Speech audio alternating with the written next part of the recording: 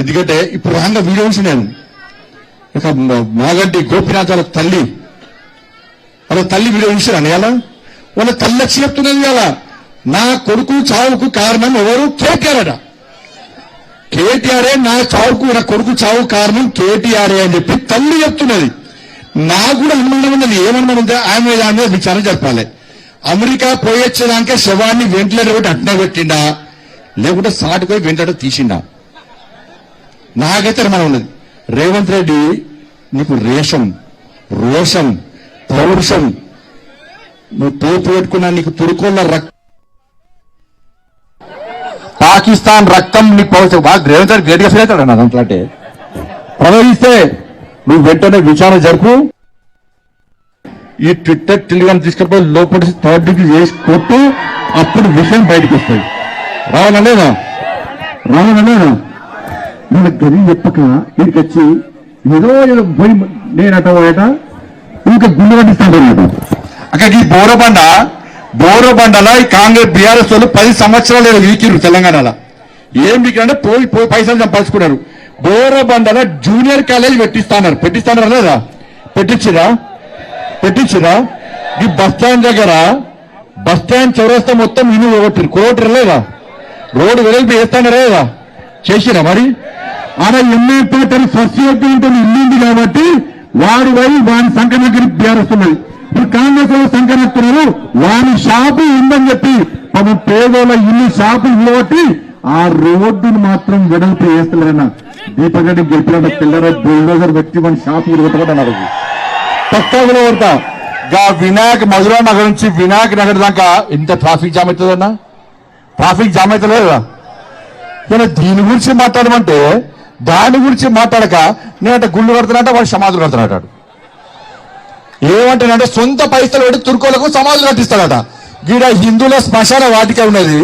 దానిలో నీళ్ళు లేవు, కరెంటు లేదు, దానిలో బోరింగ్ లేదు. దాని గురించి మాట్లాడాడట. ఆడికి పోయి మాట్లాడతాడట. ఇలా 10 సంవత్సరాలు ఒక్క కనీసం డబుల్ బెడ్రూమ్ వేయలే. నరేంద్ర మోడీ గారికి బిందించినాక 2,40,000 ఇల్లు నరేంద్ర మోడీ గారు ఇచ్చారు. ఇవాళ జుబ్లీస్ కు ఎందుకు ఇల్లు ఇవ్వలేదో బీఆర్ఎస్ గల్ల బట్టి తీసి గ్లాస్ చెంపమ్మికలు కొట్టండి. 20 డబుల్ బెడ్రూమ్ ఎందుకు వెళ్ళారా చెప్పండి. 2,40,000 ఇల్లు ఇస్తే మీకు ఒక్క ఇల్లు ఇవ్వలే. వాళ్ళు మీకు ఇచ్చే రేషన్ బియ్యం మనం ఇస్తున్నాం అక్క. రేషన్ బియ్యం మీకు ఇచ్చే పెన్షన్ పైసలు మనవి. ఇలా ఏం చేస్తా ఇలా చేసేది మనమైతే ఇవాళ బీఆర్ఎస్ కాంగ్రెస్ కలిసి గేమ్ ఆడుతున్నారు. కాళేశ్వరం పేరుతో 1,00,000 కోట్లు చంపారు. ఇవాళ ఫోన్ ట్యాపింగ్ కేసు వాళ్ళు వేసి ఫోన్ ట్యాపింగ్ చేసిరు. డ్రగ్స్ కేసు చేసింది వాళ్ళే. అన్ని పొట్టు పైసలు సంపాదించుకుని తప్ప ఈ 10 సంవత్సరాలు బీఆర్ఎస్ చేసిందే లేదు, వాళ్ళు పీకిందే లేదు. అందుకే వాళ్ళని ఫామ్ హౌస్ పరిమితం చేస్తాం. ఇవాళ మళ్ళీ ఏమైంది? ఇలా పరిస్థితి ఏమైంది? ఏనుగులు మింగటాడు పోయి పీరుగులు మింగటాడు వచ్చిండు. 1,00,000 కోట్ల అవినీతి అన్నాడు. ఎన్నికల ముందేమో 1,00,000 కోట్ల అవినీతి కాళేశ్వరంలో జరిగింది అని చెప్పి అన్నాడు. ఎవరన్నారు? రేవంత్ రెడ్డి సార్ అన్నాడు. మేమన్నాం మా కిషన్ సార్ అన్నాడు సిబిఐ ఎంక్వైరీకి మేము కేసు ఎంక్వైరీ చేస్తాము అన్నాడు. ఇలా 1,00,000 కోట్ల మీద విచారణ జరగాల లేదా?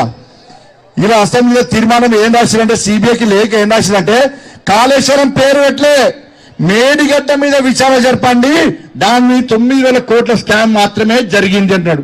నేను అంటున్నా రేవంత్ రెడ్డి సార్ను 1,00,000 కోట్ల స్కామ్ జరిగిందా? 9,000 కోట్ల స్కామ్ జరిగిందా? 1,00,000 కోట్ల మీద విచారణ జరపాలని లెటర్ రాస్తావా? 9,000 కోట్ల రూపాయల విచారణ జరపాలని రాస్తావా? వీళ్ళు వాళ్ళకొటే అన్న, వీళ్ళు వాళ్ళకొటే. డ్రగ్స్ కేసు ఏమైంది? కార్ రేస్ ఏమైంది? ఫామ్ హౌస్ కేసు ఏమైంది? విద్యుత్ కొనుగోళ్ల కేసు ఏమైంది? కాళేశ్వరం కేసు ఏమైంది? ఇన్ని కేసులైతే ఒక్క కేసు కూడా కేసీఆర్ కుటుంబాన్ని అరెస్ట్ చేసే ప్రయత్నం ఇలా రేవంత్ రెడ్డి చేస్తున్నాడంటే వీళ్ళు వాళ్ళు ఒక